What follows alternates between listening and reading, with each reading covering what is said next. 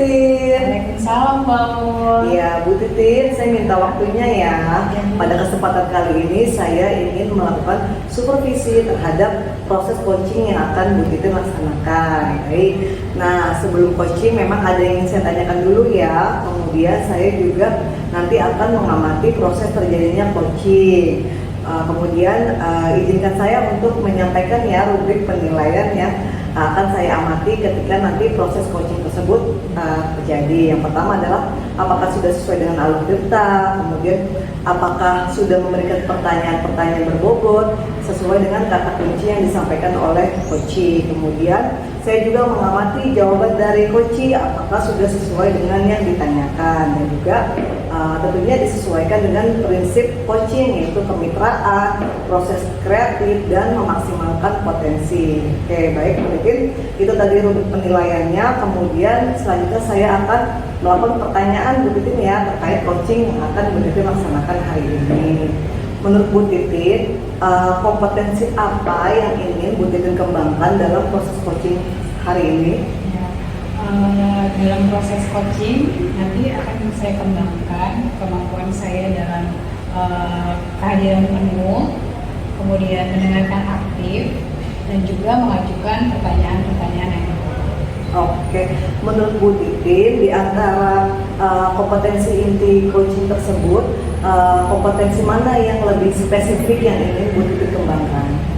Saya ingin sekali mengembangkan potensi saya dengan hal kehadiran penuh dan juga mengajukan pertanyaan-pertanyaan berbobot. Oke, kira-kira nih menurut Bu Titin, indikator ketercapaian apa sih yang bisa dilihat dari kompetensi yang ingin Bu Titin kembangkan?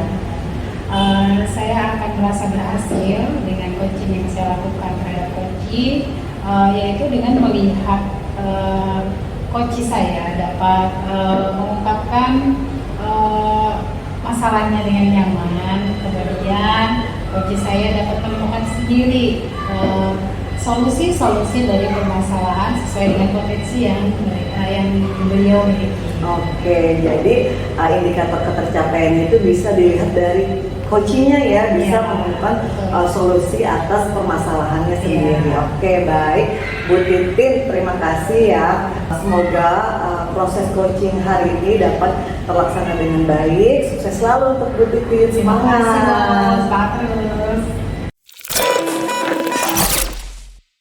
Selamat siang, Mbak Agnes. Selamat siang, Bu Titin. Apa kabarnya nih? Baik sih, Bu, meskipun ya ada sedikit yang masih ganjel gitu. Ya, itu mungkin tujuan Ibu Agnes mau bertemu saya ya, Bu ya. Iya. Bisa Ibu ungkapkan sedikit apa sih tujuan sebenarnya nih Ibu mau bicara dengan saya?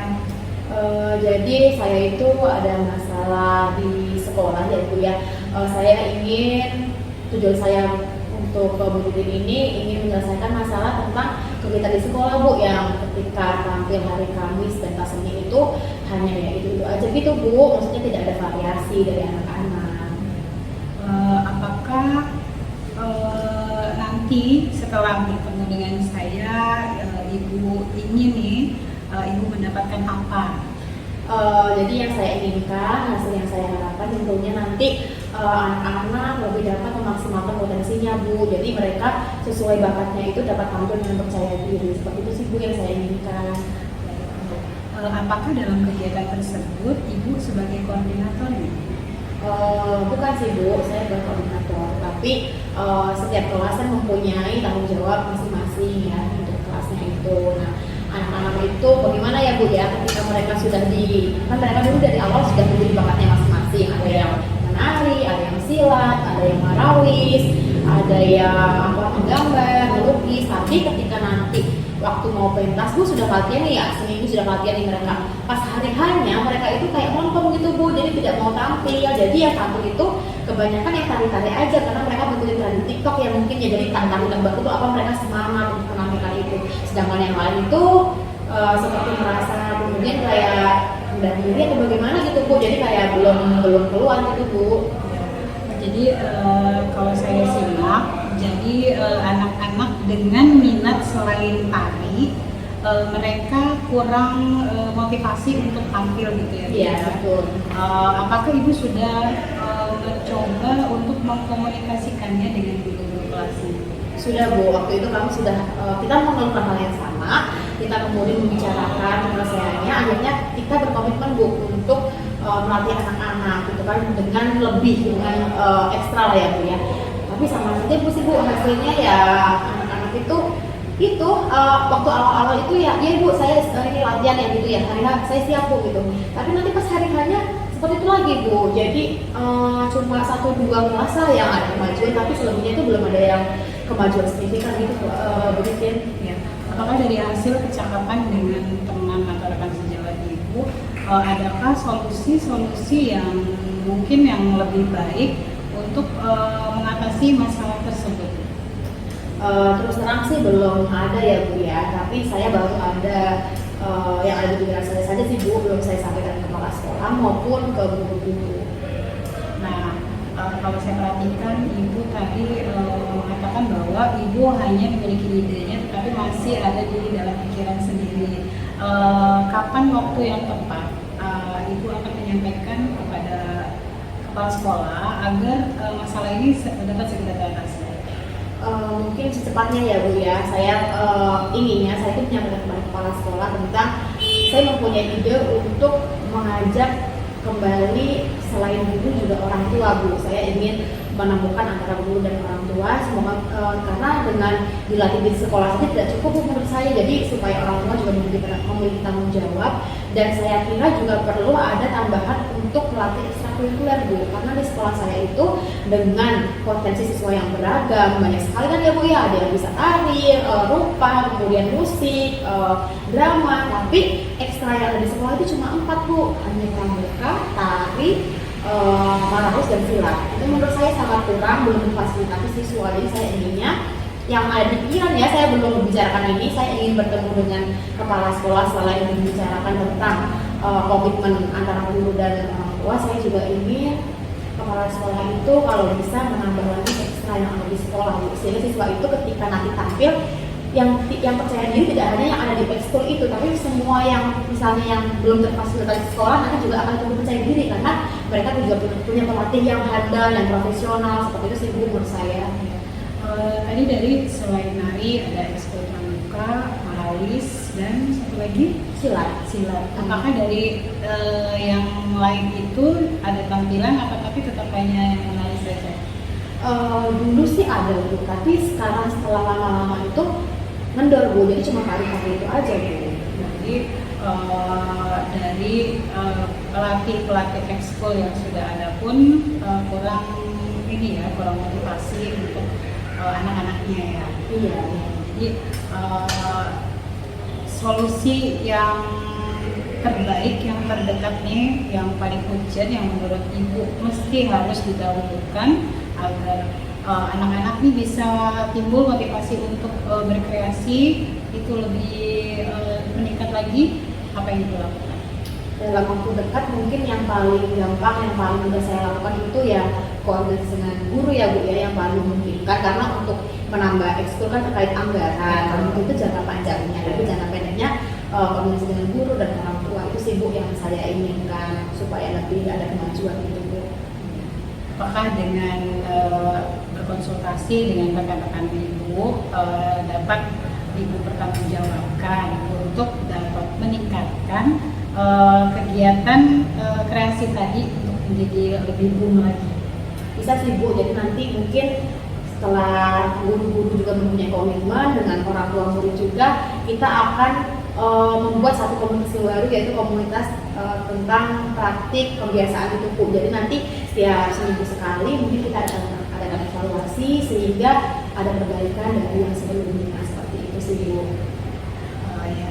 Sudah saya simak apa yang Ibu sampaikan. Saya yakin dengan langkah-langkah yang Ibu sudah pilih merupakan langkah yang tepat untuk dapat mengatasi masalah yang Ibu alami. Jadi saya ingin nih suatu hari lagi nanti kita akan berkomunikasi, tetapi sudah mendapatkan hasil yang lebih baik. Saya dengar anak-anak sudah mulai aktif, sudah inisiatif sendiri, begitu ya Bu. Kira-kira kapan kita bisa berkomunikasi lagi? Cepatnya ya Bu, semoga dalam bulan-bulan ini atau akhir bulan ini atau bulan depan ya Bu ya. Nanti saya seminggu 2 minggu ini akan berdiskusikan dulu dengan kepala sekolah dan rekan-rekan guru serta orang tua. Ya, luar biasa ya Bu, saya yakin kalau Ibu optimis semuanya akan berjalan dengan baik, tujuan Ibu dapat terwujud dan anak-anak kita bisa mencapai karakter sesuai yang diharapkan. Terima kasih Bu Titin. Ya, sama-sama Bu Agnes, sehat selalu. Iya, saya selalu juga ya. Sampai jumpa lagi. Sampai jumpa.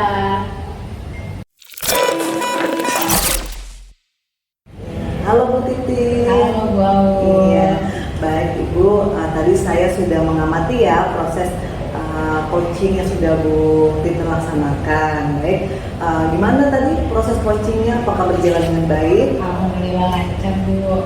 Iya, alhamdulillah ya. Baik Bu Titi, setelah coaching saya akan melakukan beberapa pertanyaan kepada Ibu ya. Salah satunya adalah apa saja yang sudah didapatkan pada saat coaching terkait indikator ketercapaian yang diinginkan. Tadi kan indikatornya bahwa coaching merasa nyaman ya Bu.